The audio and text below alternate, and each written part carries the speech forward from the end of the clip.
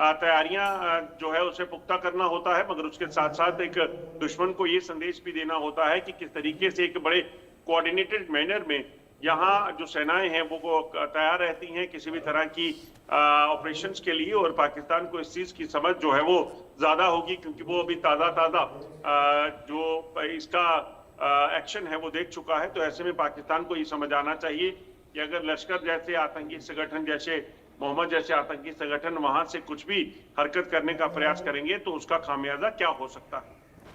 बिल्कुल, यहाँ पर ये थल सेना, वायुसेना, नौसेना का युद्ध अभ्यास होने वाला है। क्या कुछ इस अभ्यास पे देखने को मिलेगा अजय?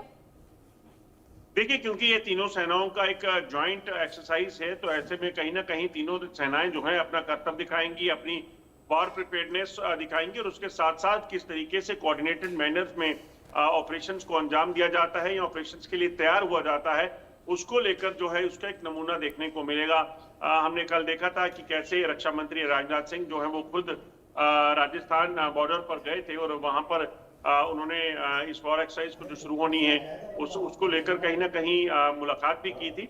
तो एक ये कहा जा सकता है कि एक बड़ा बेहतरीन नज़ारा जो है एक कोऑर्डिनेशन का और शक्ति प्रदर्शन जो है ये देखने को आने वाले 10 दिनों के लिए इस बॉर्डर पर, वेस्टर्न बॉर्डर पर देखने को मिलेगा।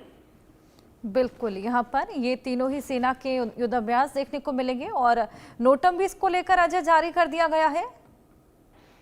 देखिए, बिल्कुल आपको बता दूं कि नोटम जो है वो इशू किया गया है, उसकी वजह क्योंकि इस इलाके से भारत के आसमान से कई देशों की फ्लाइट जो है गुजरती हैं। तो नोटम का मतलब ये है कि आप इस दौरान किसी भी तरह की फ्लाइट ऑपरेशन जो है इस इलाके में नहीं होंगे।